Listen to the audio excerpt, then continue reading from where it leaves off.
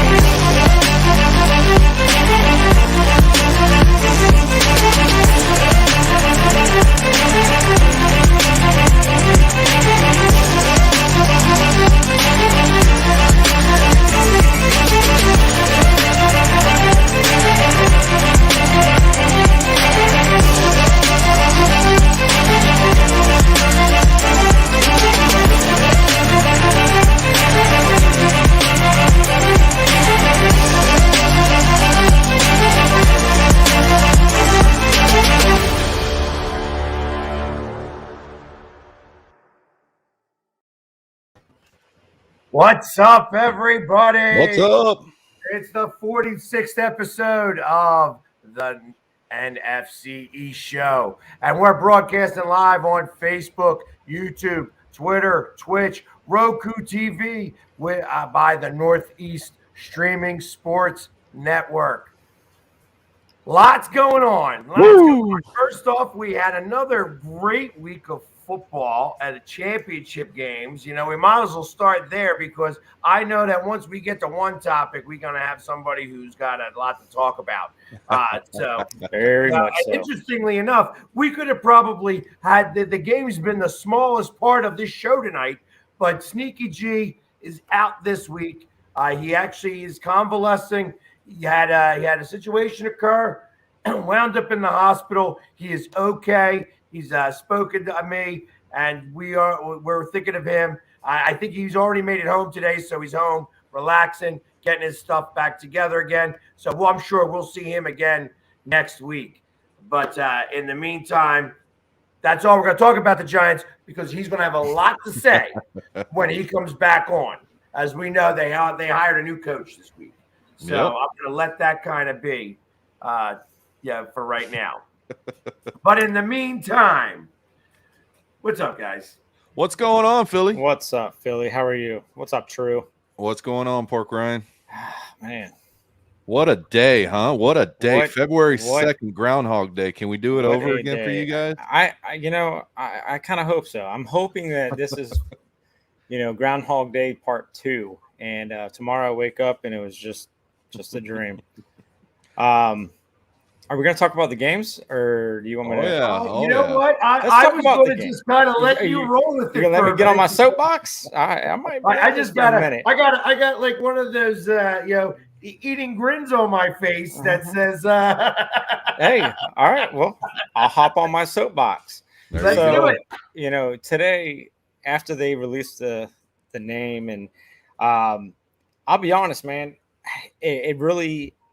I think what did it for me at first was seeing Mayor Bowser from DC, her tweet, and let me find it. Her tweet said, "The next chapter for the Washington Commanders should be a return to winning right here in DC." So this is how it all started. It all started with her. It all started on June 12th, 2020. When she was asked about the possibility of the new stadium replacing where the RFK site was. And she said it's an obstacle for us locally, but it's also an obstacle for the federal government who leases the land to us. And then less than 3 weeks later, the DC officials made it clear that an NFL stadium is off the table unless a name change. So July 13th, 2020, Washington Redskins retired the name and logo. A couple of days later, they came out and said, we're going to be the Washington football team. So it all started with her. And, there's two things that I don't talk about. I don't talk about politics and I'll talk about religion. I love my sports because it gets me away from all that everything else. But the thing that irritates me is when politics dip into sports. Yep. So it all started with her. So if I was Dan Snyder, yes, the invitation's there to return to DC. But if I was him, I would take a page out of Jerry Jones's book, buy some land in Northern Virginia, and build a stadium and have a city surrounding it, and stick it at DC. That's just my 2 cents on that. But it really, I don't know, that tweet just it was like ripping a Band-Aid off that was just about healed. And the name, I don't like it. I mean, I'll probably grow to love it one day, but it's going to be a long time because, when we were just a football team, to me, we were still the Redskins. And, the reason why I'm a diehard Redskin fan is because of my father. And, my father passed away in 98. So going to the games and being at FedEx, and it felt like my dad was still with me. So, the passion was there surrounding the team and everything. And then, now that it's, we might have kept the colors, but that's about it, man. And that's what bothers me is, there was a couple quotes today that came from our president, Jason Wright. And that's the thing that really bothered me was during this whole process, it was said that, we're going to make it to where we honor the history of the team. And I don't see how the Commanders ties the history of this team at all. And this team is coming up on 90 years. Was it 19? It'll be 2022. I think this might be our 90th season or 89th season, but we're coming up on it. And I don't see how it ties to the history. And then there was 2 quotes. He said it's a name that has the weight and the meaning befitting of a 90-year-old franchise. It's a name that broadly resonated with our fans, which I like to know who said that. And then he also said it's something that can allow us to tie the history and the rich championship legacy of this franchise to new traditions in the future. So what that tells me is they made this name and they're looking for the future fans, basically. That's what it is. That's how I feel. I don't know if everybody else feels that way, but I honestly don't think they truly care about the fans that have been fans for 40 plus years. And it shows. And I get it. Like, this is a once in a lifetime thing. You're building a brand, and this brand's going to be here a lot longer than the fans that have been here for 40 plus years. So of course you're going to look for, the future, the kids that are growing up right now looking to, snag on to an NFL team. So why not make it appealing for them? But it sucks for us. So, and then looking at the logo, it's a W. It's basically a W that, we already had, but they made it burgundy and then they outlined it with yellow or gold. The crest, it looks like a BMW symbol. And on the bottom, it has the date, or it has the years of the 5 championships, 1937. And this is what it has on the crest now: 1937, 1942, 1983, 88, and 92. Our Super Bowls are actually 82, 87, and 91. Now, granted, yes, we won the Super Bowl on those years, but the season was the 91-92 season. Yep. So, yeah. The jerseys. All right. They introduced a new jersey. It's a black jersey, and at first when I saw it, I was like, and then when I saw Jonathan Allen wear it, I was like, you know what? That actually looks pretty good. They messed up on the helmet. The helmet is glossy when it should have been matte black. They did change the burgundy helmet to a matte burgundy, and it looks pretty sharp. I will give them that. The burgundy jersey, I love it. The white jersey, throw it away. It's trash. It is. It is absolutely trash. Now, if they would have just converted everything they did in the burgundy jersey and made it white with, it would have looked good. But they did it for the future. It's unfortunate. But, like I said, I'm going to support the team because I've been doing it for 40 years, 42 years this April. I get it. Like, I'm not happy about it. I'll learn to love it, and I'll move on. So I got to ask this question. I'm sorry to interrupt you, but I got to ask this question. Do you think that they're looking at how many people actually come to the games that are Washington fans and said, you know what? We can't think about them because there ain't nobody. I mean, every time I go to that stadium, we take over that stadium. A lot of people do. A lot of people do. And it's crazy because even when I go to a away, there's no loyalty. I mean, I don't want to say there's no loyalty because there are stadiums that are slammed full with their own fans. But I feel like a lot of people just, I don't know. I don't know if it's because of the losing, because when we are winning, there is a lot of burgundy and gold in the stands. And we do travel pretty well. I don't know. I think looking at it, and it's what you were saying, we're all there as fans. I think what has a big part to play in this is the licensing of the seats now. And I believe that's why you and I and everyone else out there think that there's no loyalty, is because the season ticket holders are trying to recoup the money that they're spending on those season tickets or the PSL for the seat license. And they figure, well, I'm going to have to miss the first, or they'll go to the first year, but they're going to miss the next 3 years to pay that off. Right. And then enjoy it from there.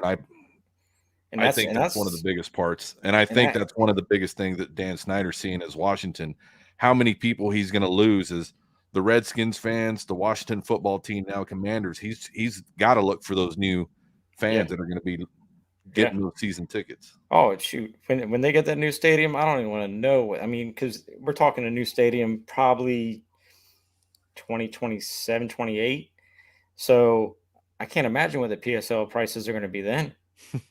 I mean, I can tell you right now, I probably won't be able to afford it. I'll be giving up my season tickets.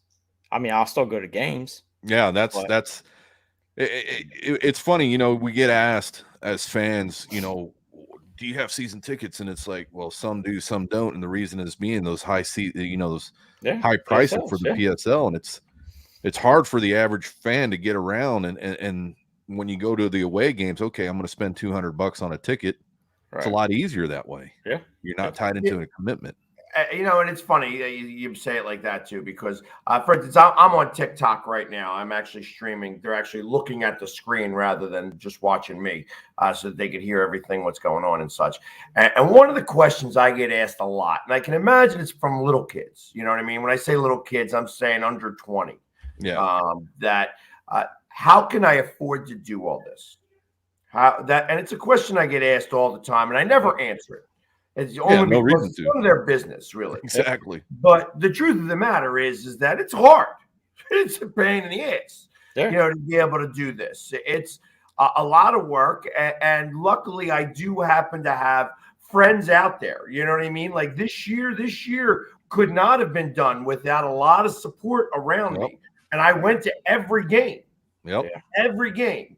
So it's, without that support system, and you kind of maintain that takes work too. Yep. And it's got to be a give and take. You can't just always take, because it doesn't work that way. Right. But it's a matter of doing things the right way and going about it the right way and doing that. And I know that we all do that. You know what I mean? So there's some value there. The problem is that don't buy the tickets. Nope. And in the grand scheme of things, at what point do you feel like, this was something I was going to talk about after the season, but maybe a precursor to that is at what point do you think that the team needs fans like us?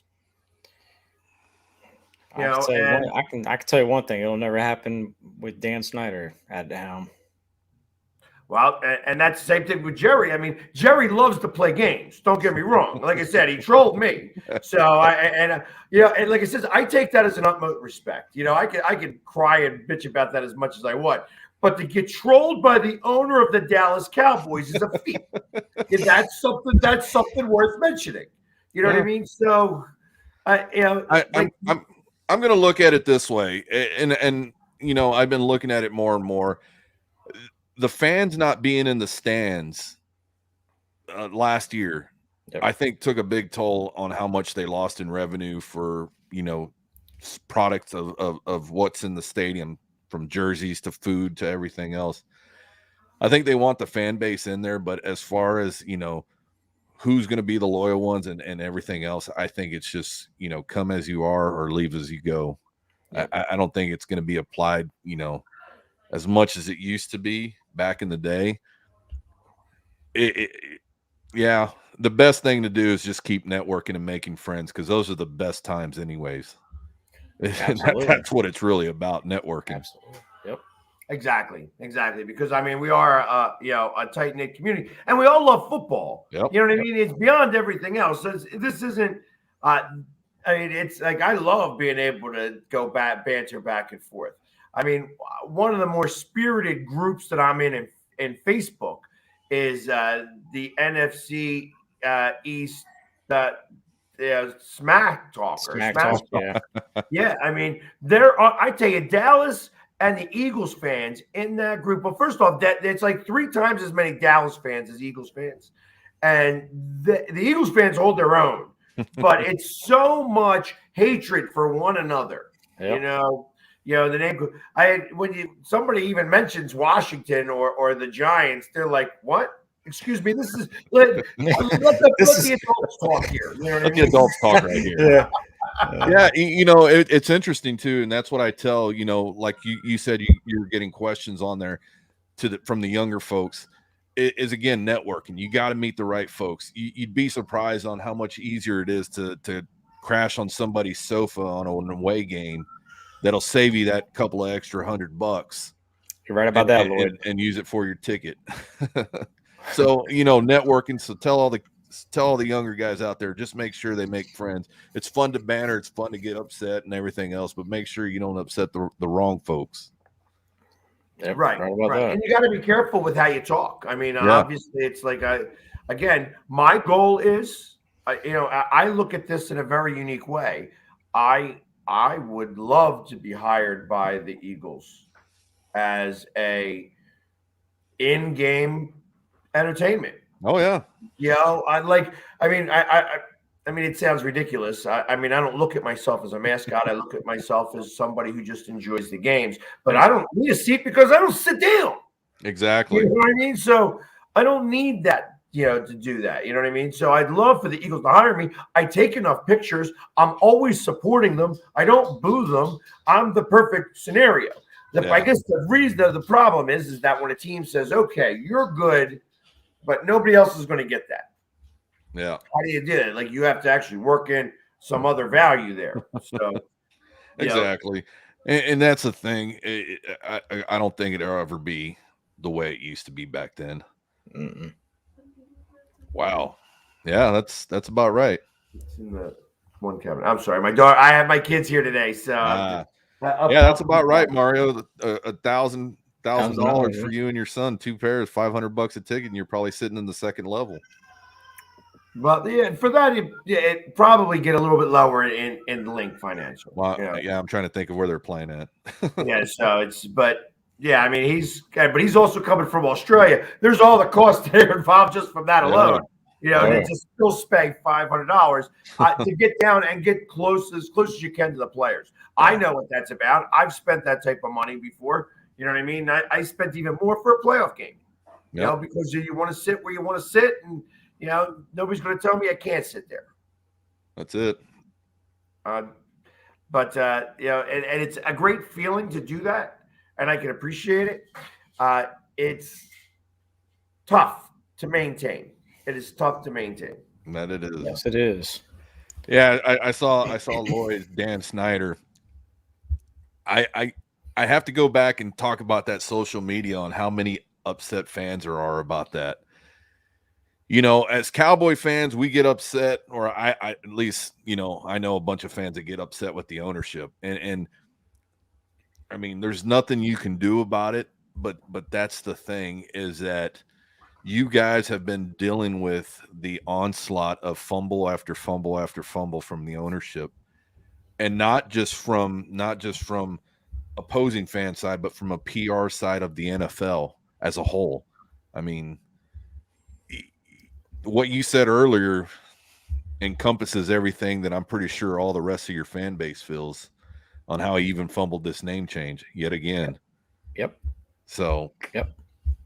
And the funny thing is, like, we all kind of knew that was going to happen, but we really hoped, like, he brought in some very, very smart people, and, he kind of took a step back and still messed it up. Well, you have to go back now and look at the videos that were blurred out of them showing the coaches and personnel, the helmets, and then you now go back and look at that and look at the reactions on their face, and they're like, really, this is what you're giving us? Yeah. So, I mean, seriously, when you go back and you look at your head coach, Ron Rivera, go back to when he's sitting at his desk when he's being presented the new helmet, and he's like, it's a W. That's what we currently have. You just emboldened it and made it a little bit bigger over the size, but this is what you're giving me. Yep. So you took that. You replaced the numbers on the helmet with a W. Yeah. Took you 18 months to do that. Yeah. So that go back and look at those videos. That's what I was doing. I was like, okay. I don't want to. Well, I know. Trust me. I've seen it. Not like it. It has you. It makes you think, like, okay, they've known this whole time. Why couldn't they just do it sooner? Yeah, I mean, done it. You could have done it before the start of this past season. Yeah.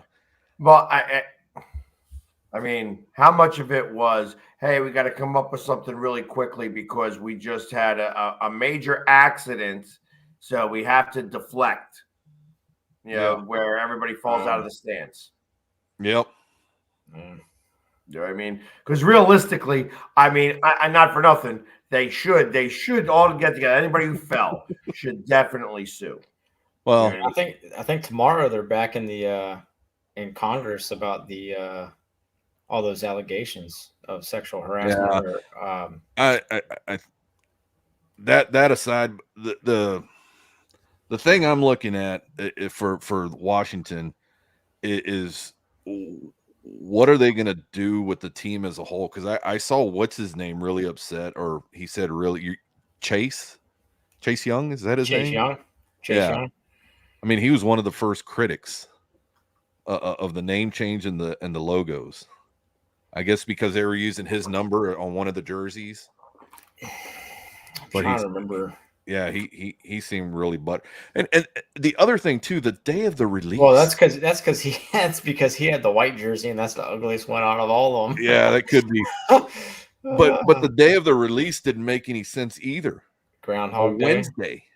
2/2/22. They wanted. I think a lot of people had asked that, and I think it was just because it was 2/2/22. It would be a day that you would never forget, but it's actually a day that I don't want to remember.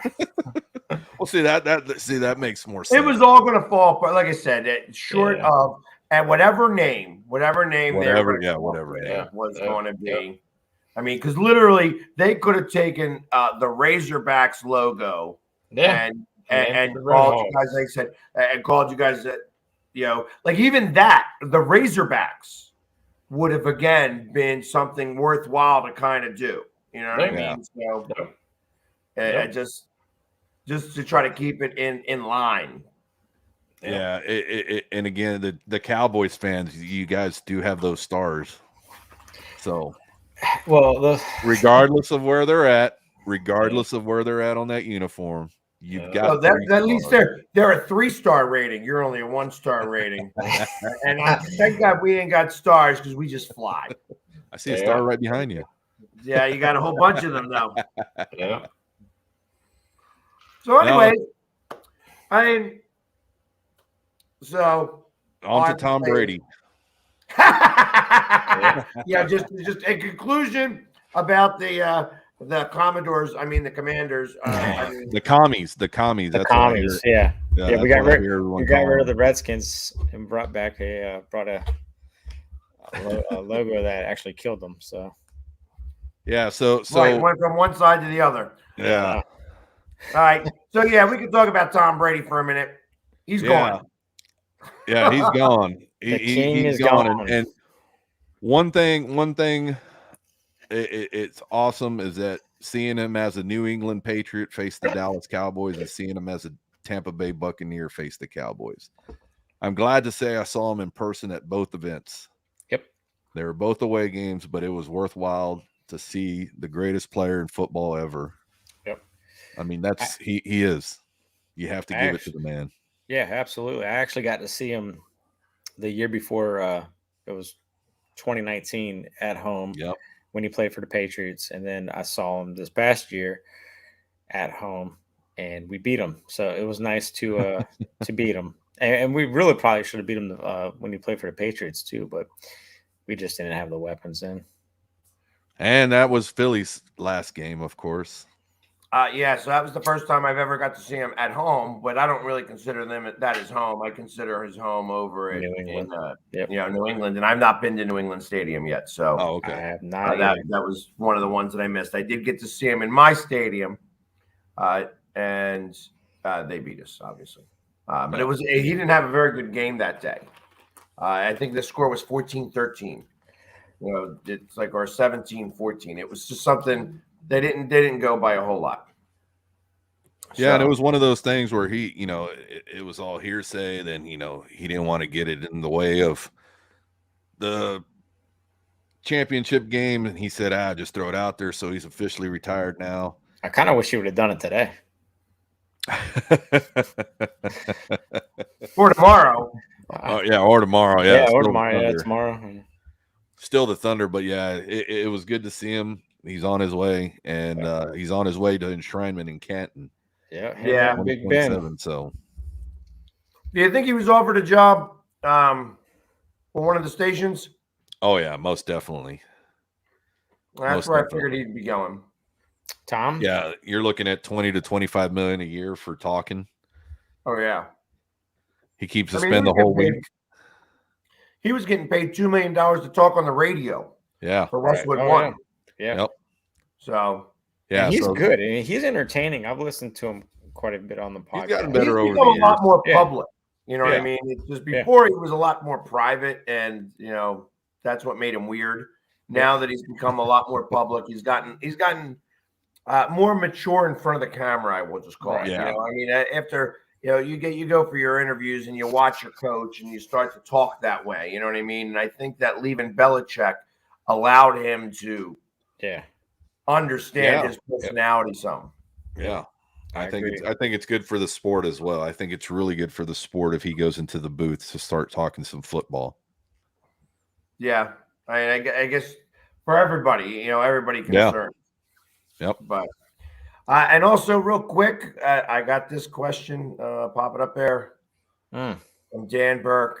He is a Dolphins fan and says, what do you think?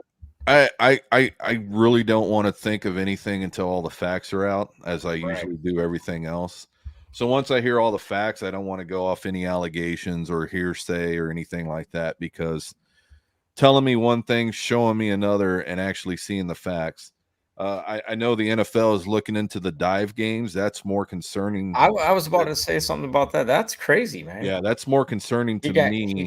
He got paid because of the allegation that was put there. I mean, both situations are very important to me. But the one thing we do know is that we do have a witness for the tanking of the games. Somebody has come out and said that they did overhear that. As far as the other allegations, I haven't heard anything yet, but I'd be interested most definitely in hearing what else comes out. But the whole tanking thing, that takes it to another crazy. level. Yeah, that's great. The Cleveland Browns. Well, he did come out. The coach he did come out and say that he was clearing up some issues, and it wasn't exactly tanking. From what I was just reading previously, about an hour ago. The fact that you're trying to justify, or somebody's trying to justify, that it wasn't exactly tanking, it was more or less just like, hey, we're going to pay you to possibly not try your best. Yeah. Yeah. See, that has ramifications in such a way, in so many different ways. Yeah. Oh, yeah. And the fans of Miami, 3 years with Coach Flores, and he's a hell of a defensive coordinator. Yep. I mean, get aside everything else, I like him as a defensive coordinator. He did his job as head coach. Tanking, that's another level. But if you're holding that over your head, so say that has any credence. And does that really strengthen his case? Yeah, it does. It does. Because if you got to think at it as from an owner's perspective, or even just being in charge of your company, where you try to force your employee to do something that they don't want to do because of ethics. Yeah. I'm not going to try and not do my best to tank my team. There's got to be some serious repercussions on both situations, if this is true. Porky, what you got? Huh? I'm asking, what's he got? He's been quiet over on that side. Well, he's dealing with a lot. He is. His mind is so stuck on over here. I don't know, man. That whole Flores thing's got me bummed out. Because he is a good coach. 3 years to build a system. I mean, And then was he winning games in spite of the money? Like, was it getting to him in the beginning of the season, and that's why he was losing games, and that's why Miami wasn't as competitive in the beginning of the season, and then he decided to change his mind?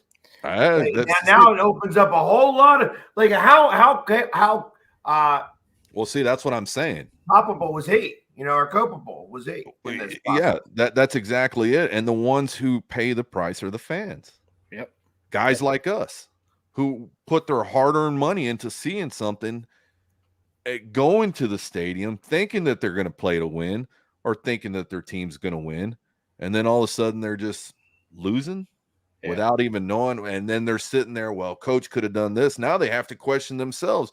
Yeah. Were these guys tanking on purpose? Not just this year, but the year before. Years past. But even think about that. Like, think about how are you going to ill prepare your team? Like, that's a whole process. You still got to put in all the work. You can't just say, all right, no practice today. All right, no practice today. All right, no practice today. Obviously, somebody's going to know something. Well, that's the thing, as well as I do. When you're coaching, you can put everything you want into it 100%. But when you get on that sideline, we don't know what's happening. Yep. Right. We don't know the player personnel changes that are going on. We don't know the play calling that's going on. Is this why they wanted I can never pronounce a kid's name, Tua? Tua Tagovailoa. Yeah, put him in the game. Did they put him in the game knowing that was their best option at tanking? Who knows? The kid's playing his heart out. The fans are cheering for the kid. And it's just one of those. So, and yeah, he's calling the start date. Obviously, not being a Dolphins fan, I don't really know that right off the top of my head, but he probably does. Yeah, winning the last 7 games in a row. Yep. But he lost the last one, which knocked him out of the playoffs.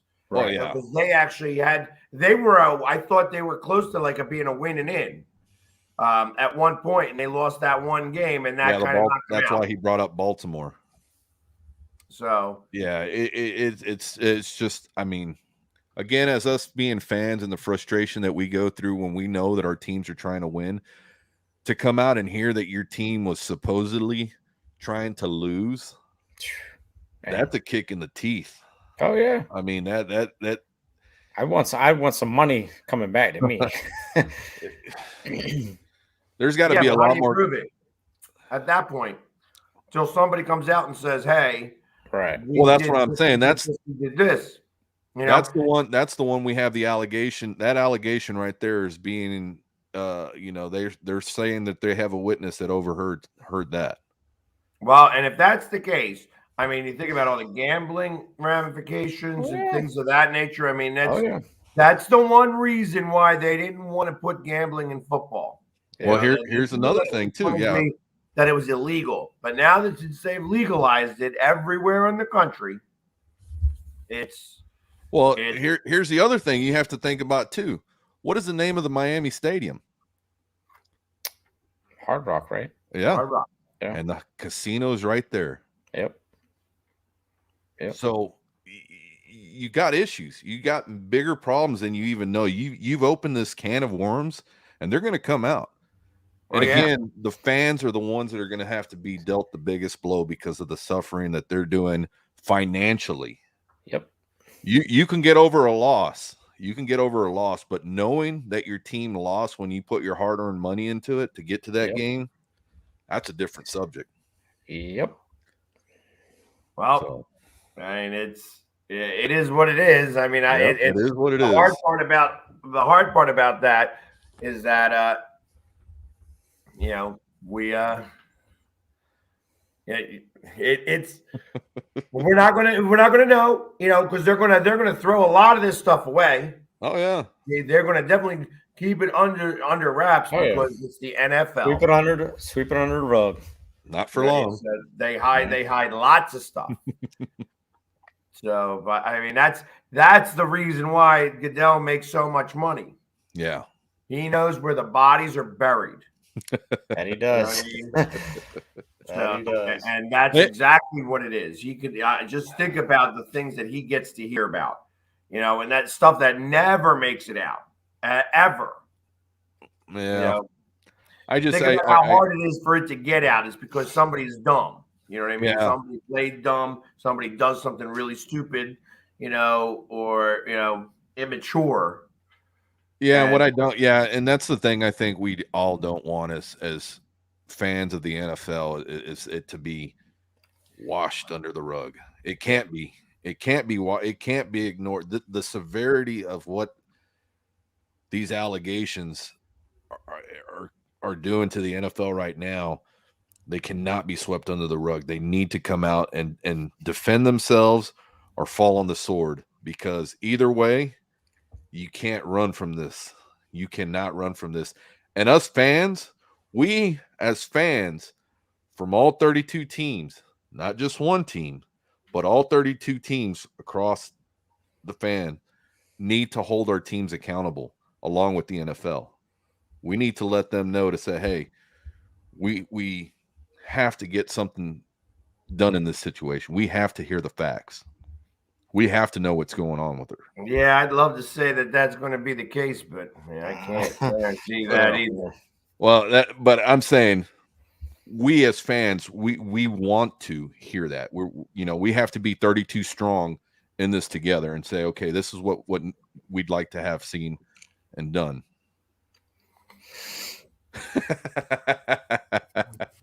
I used to think that it was Goodell's fault, but it ain't Goodell's fault. Goodell is doing his job.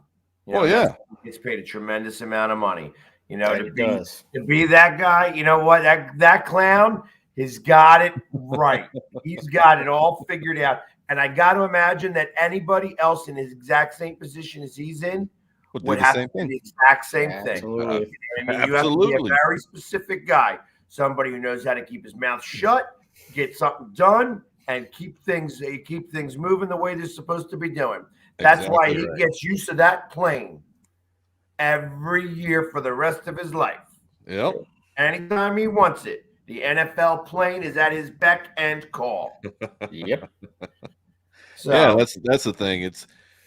You got to remember the PR standpoint that man is standing on. He's representing all 32 teams. We're representing one as a fan base. right. So yeah, I'm going to give him the edge on that. But he's got a much different playing field. Different playing field. You know, he has access to billions of dollars. Yep. That he does. Billions. At least 32 billion. Yeah. Exactly. That being said, though, all right, so let's get back to it because there was football. I know that we keep talking about all this other stuff, but we got a few minutes to talk about the games that happened and then a few minutes to talk about the games that's about to happen. So we could probably spend most of the time on the games that happened because, we're going to be, talking all next week again about the games about to happen. Yep. But how surprised were you guys? Cincinnati. On the whole Cincinnati thing. I was the only one that picked them. You did. You definitely did. I knew it was going to be a tight game. I knew the fan base was going to do it. The overtime was what the Bills wanted to have in the outcome. Yeah. And the Chiefs fans got the ball. They did their thing, and the defense held up. Yep. I knew to give the edge to Cincinnati, knowing that they had the bigger heart to go into the game. They had more of a what's the word I'm looking? They wanted it more. They wanted it more than the Chiefs did, and you can see that from the get-go going into the game. Yeah, I mean, what was it, 21-3 before halftime? Yeah. And I honestly thought, all right, well, this game's kind of out of hand. It was 21-10. At halftime? I thought it was 21-3. No, it was 20. They just scored a touchdown. Yep. Okay. 21-10. Right. And they were going down that they were about to score again. And they almost scored. Right. And that was going to be my question for both of you. How much do you think that score, them keeping them out of the end zone, off the board completely? Because I think if they got on the board at any point, a field goal, anything, it was going to demoralize the team. Yeah. Yep. The fact that they got 0 points out of that. I was doing a live and did the whole game live. I was actually broadcasting the game. And I says that could come back to hurt them. I said the exact same thing. I know they get the ball first in the second half. But that could come back. They needed to score points there and put the nail in the coffin. And they didn't put the nail in the coffin. Yep. And then it just, I thought even going into overtime, I thought Kansas City was going to win. But then when they had that one pass and it just got dropped, and then the next pass they got intercepted, I'm like, damn, he wasn't playing. You know what I mean? Mahomes was that game. He did, absolutely did. I just don't know what his thought process was to throw it. He threw a wide receiver screen to Hill on the 5-yard line with 3 seconds left. It's like, take a shot in the end zone. If it's incomplete, all right, you got, a field goal out of it. But even like the look that he had. Yeah, he did the old hands up and it just like out, and then he was going, I could call timeout now. No, can't do that. Well, yeah, it just I don't know. He lost that game. He single-handedly lost that game for him. I agree. Well, I don't say he single-handedly. You have to put some responsibility on the head coach at that halftime. But the interception in the overtime, that was another play that worked before halftime. That's what got him down there in the first place. Right. It just Cincinnati defense wanted it more. Yeah, no, since the whole team wanted it more. Yeah. They definitely did. And kudos to them. Yeah, absolutely. They played one hell of a game. And they did the same thing they did what was it, week 17 when they played each other? Yep. And they were down 21-10, same score, same scenario. Everything. So it's I'm glad to see Cincinnati get in there. I'm very impressed by Burrow. they've got a great young team. The defense is playing well. I think it's going to be one heck of a Super Bowl. I really do. Yeah. I agree. I think it's going to be something worth watching. Yep. I've been a fan of Joe Burrow's since his second game ever in the NFL, when I got to watch him up close and personal get just demolished by the Eagles and still tie us. Yeah, he got sacked like 8 times in that game. And some of those sacks weren't good, nice sacks. I mean, he got slammed and smashed a couple times. He's a big and kid. Just kept getting up and brushing it off and doing his thing. And the score was like, I think it was tied at 26. It was like 26-26. Very weird score to be tied at. But and like I said, it was just I've been a fan, said he's going to be a great quarterback for a long time in this league. Oh yeah, most definitely. And you just can't bet against him. You just can't bet against him. It's going to be interesting to watch next year.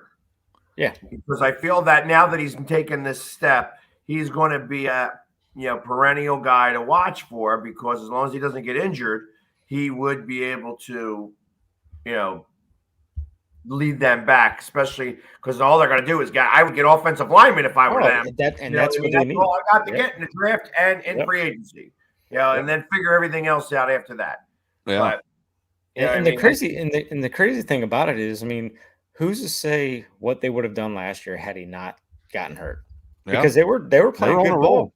They were on a roll, and he got hurt early on in the season against us, and I mean, it's unfortunate.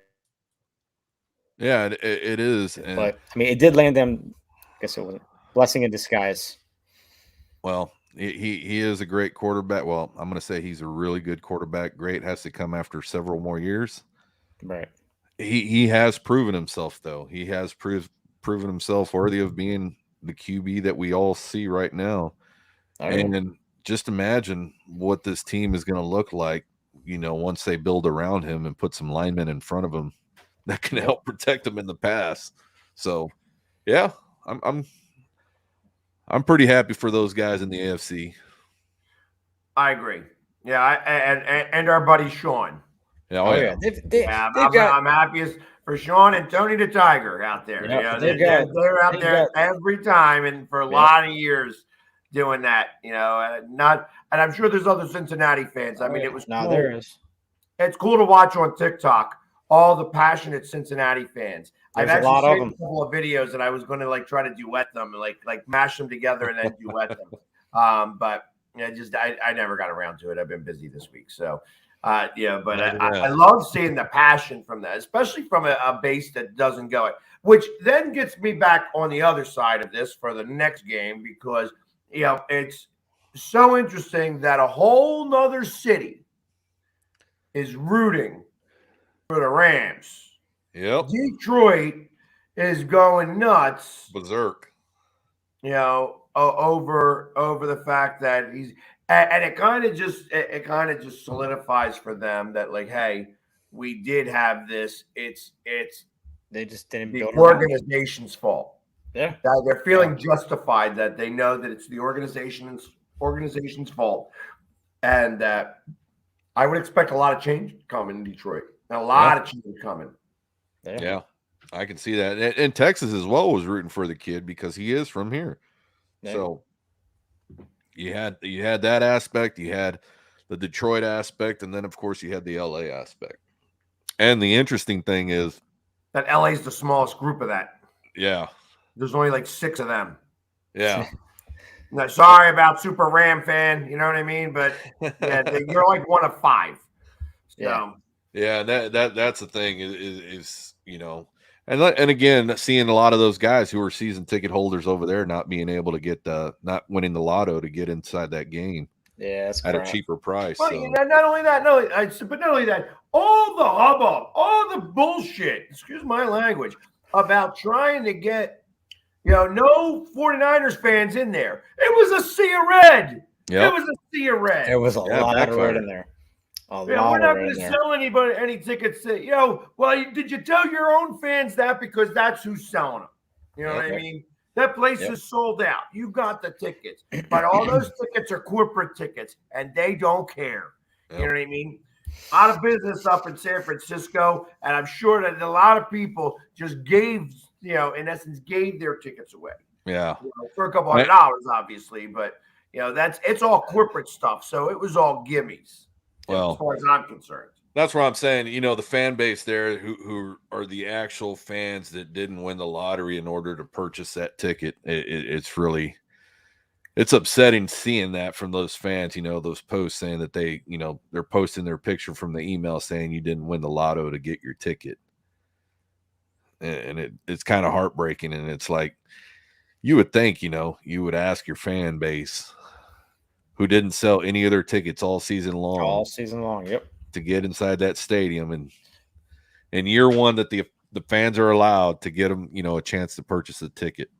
Yeah. It's just heartbreaking. Well, first off, I don't feel like they even deserve a home Super Bowl. No. And then this is now 2 years in a row. Yep. That home Super Bowl. Where's the Super Bowl at next year? Vegas? No. Where's that? The Pro Bowl's there this year, so right. I think Arizona. Vegas is in a couple Arizona. years. Arizona next year. Okay. Yeah, Arizona next year. Well, Arizona's chances might have just skyrocketed a little bit. Yep. 3 for 3. Yeah, going into that game though, San Francisco, it was looking at the highlights and the reels and going back on some of it.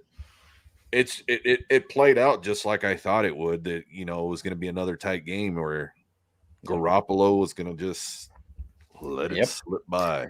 Yep. And that's what happened. I don't understand that last play by him. Well, I think that I don't think anybody will. Nope. Well, I think he needed to just try to get it out. He couldn't take the sack. I don't know that he would, it did bounce off the guy's hands. I don't think it was Garoppolo's fault. His line let him down. They definitely did that. He actually played pretty well. Yeah, he did. That's what I'm saying. He did play well 4 quarters and 10 minutes. Yeah. I watched, and he costed me some money. You saw Darnold grab the defense, and he did a pep talk. Oh yeah. And from that pep talk, that happened in the beginning of the 4th quarter. After that pep talk, they were a spirited bunch. Yep. That 4th quarter was they were on it. So San Francisco did not do much at all. And that's why that man did the game in. That's why that man has a 99 on Madden, and he's an MVP player. Yep. He's just a different type of ball player, man. The Rams did what I thought they would do. They won. I said last week it's hard to win 3 games. But the thing is, I think Matt Stafford came to play and he held it, and he didn't do anything stupid. The one pass that he threw right to the 49er that dropped it.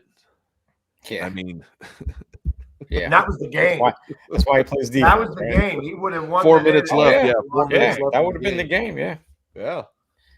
That's why I'm saying that kid stayed on the ground for I don't know how long. But other than that pass right there, I really didn't see anything too much out of him that cost the Rams anything. But they just wanted it more, just like Cincinnati. But it's hard to win 3 games, especially on the road, regardless of how much your fan base is there.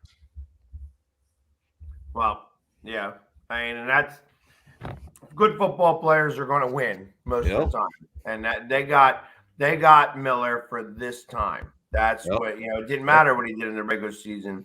You got him for now. He's been in this big game before. He knows how to play. He knows what it takes to win. There's something to be said about guys who know how to win. Yeah, that's what you want. That's what I like. Forget about sometimes even the raw talent. Raw talent. When you think about that, all these guys have always, every college player that comes out into the draft has always won, or something like that. That's not the case. You know what I mean? Like the guys from Georgia have got a national championship there. The guys from Alabama have been to a few national championships. You figure that everybody who's at those levels have won in high school. Right. You know what I mean? That they were champions or whatever, state champions or something like that. But very few of them actually are. Yeah. You know what I mean? Some of these guys were the best players of a really bad bunch, and that's how they were able to get themselves in there. And of course, you could tell when somebody's taking over a game, if somebody makes a difference in a game and such like that. And when you're a defensive lineman in a high school game and you're taking over the game, you could still lose a lot of those games because you're only a defensive lineman. Right. Yeah. And another thing, too, you have to give it up is the coaching. I think Sean McVay, he might have had one play where he looked at Matt Stafford like, "Oop, that was on me." It was one of the worst plays in that game, and Sean McVay owned it. But after that, that's the thing, too, about leadership and as a coach. You got to take responsibility. And if he took that much responsibility saying, "Why the hell did I call that play?" You can tell that was the look after Matt Stafford got taken down. But that's the kind of leadership you need, not just from the offensive DC. You need it from the coaching staff. You need to make sure that they've got your back. And I believe that somebody like Sean McVay and the coach from Cincinnati, they have the players' backs. Yeah. Yeah, no, absolutely. And the thing that really irritates me the most is both of them were on our coaching staff. I mean, along with LaFleur. I was about to say along with LaFleur from Green Bay. I mean, and I said it back when we had Sean McVay as our offensive coordinator. I was like, that needs to be our next head coach. Bottom line, I didn't care if it meant get rid of Jay Gruden or not. I mean, we ended up getting rid of him anyway. Yeah, you had all that talent and the coaching, and one of the biggest things fans have, all of us around have our biggest complaints is when we don't see something happen on the field. What do? We blame the coaching staff, right? And see, that's the thing that you're starting to see different with these coaching staffs. These younger guys come out who are, they're more involved. You can see them letting in and letting the players know, and the fist bumps and the jumps and everything else. It's not just about that, but it's the environment that they're building with their players to say, "Hey, I've got your back." Yep. And once coaches can establish that type of relationship, you look at both teams, where are they at? They're both in the Super Bowl. You buy into the system. Yep. And here lately, I'm seeing a lot of these coaches that are coming in and not performing. It's because nobody's buying into your system, bud. Yep. Right. So, hey, listen, we thought the same thing about our coach. I mean, Nick Sirianni kind of turned it on. Now I'm interested to see what happens now that, one, he's learned his lesson. Two, obviously, we're going to still be stuck with the same defensive coordinator, and the fact that we were 32nd in sacks kind of really upsets me. But maybe that's personnel. Maybe that's because we've been stuck with the same guys, and they know how to play them now. You know what I mean? Yeah. But the other thing too is, I don't think everything's done until after the Super Bowl. I think there will be some more people let go from different teams. I know teams are scrambling right now, but you got to remember, these teams that are coming on, these coaches that are coming on as head coaches, and they're going to make their adjustments, and they're going to say, "Hey, I'm not keeping these guys around." So I think there's going to be a lot more firing going on and hiring, of course, but I think it'll be after the Super Bowl. I don't know. I figure teams that have already interested in firing are firing. Would have done it. Yeah, I don't feel that the firing's done. I still think that Monday you're going to hear more heads are going to roll. More heads are going to roll. All right, we'll see. Luckily, not mine. Yeah, exactly. What do we know? We're just fans. That's we're just fans. But anyways, hey, listen, another great show. We barely got through this. Like, we could probably go another hour just on talking about how the Commanders. Commandos. Yeah, thanks for everybody watching out there, folks. We do see your messages. We see and it. You can watch it again tomorrow on Roku. Go to the Northeast Streaming Sports app on Roku. You can watch us there again on your big screen. Till next week, when we'll have Sneaky G back, and we'll get to hear a lot about how the Giants are going to still stink for another 5 years with this coach. But anyways, until next week, we'll see you, and go Birds! How about them Cowboys? Go Commanders.